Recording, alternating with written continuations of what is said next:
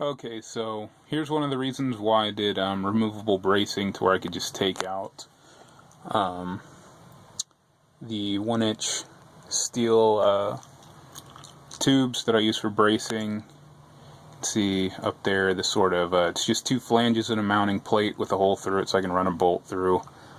Rewiring the 4 subs to where I'll essentially have 1 sub per 2 wires in the rear, to whereas I've generally had them as doubled up wires as a single positive negative for a pair, to where I couldn't I'd say the wiring options weren't very flexible because I was restricted to 2 things, to whereas now I'll have a positive and negative per sub going to the rear instead of a positive and negative per pair. So I'll have 4 1-ohm loads at the rear, since they're dual 0.5s. So I'll be able to do a pair at a half, a pair at 2, all 4 at 4, all 4 at a quarter, kind of whatever I can come up with. I'll be able to do at the rear, which will give me the options I need for these base 12Ks. So, yeah, let me actually lean up, try and get in here. Downloaded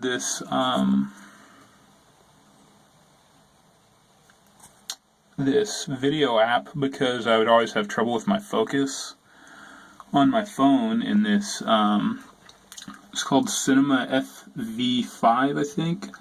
It allows me to take off autofocus, so these low light areas are always in focus now. So that's pretty much all it is. Sorry if you hear me chewing gum. Lag bolt, 4 lag bolts through the mounting plate through the wall, and then a 3/8 bolt through these 2 flanges that go through the brace here. So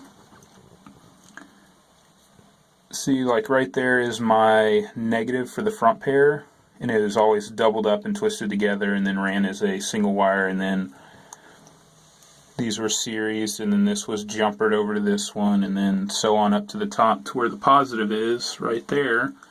So now I'm actually going to split these, run 1 up and 1 down, split that one right there, run 1 up, 1 down, and then leave this series wire in to where I'll have each sub at 1. So that's what I'm doing. Amp should be repaired. Well, it's done on repair. It actually should be here in 2 or 3 days.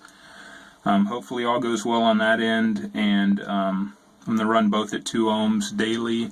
It'll be about 7K is what the rating is per amp, so comparable to my 8Ks, so I shouldn't really get any crazy need to do anything stupid to the amps. And then when I'm at shows, I can wire to a half in burp, which they're supposedly able to go down to a quarter on burp, so burp them at a half, demo them at 2, and hopefully should gain quite a bit on my burp score with me rising to a usable ohm load, I would say, rather than rising to 13 something, which I was when I was wired at 2. So that's all about what's going on. Okay, so got the wiring done on these subs, so now they're 4 independent loads. 1-ohm loads. Had to lengthen a couple wires. You can see the one right there.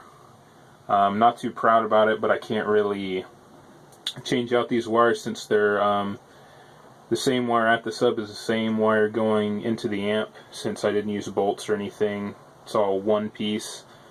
So in order to get it where I needed to get it, I had to extend it about 6 inches.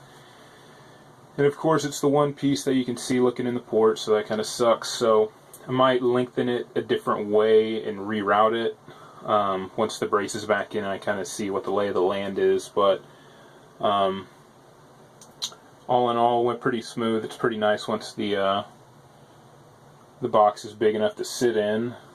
Just got to watch out for these brackets, because hit my head on that one once. Those ones will catch you in the rib cage and on the side, then you end up sitting on that one sometimes or laying on it. So at times it can be uncomfortable, but it's definitely not a worst case scenario. So that's going to be it for now. hopefully the next video y'all see will be me putting in the second amp.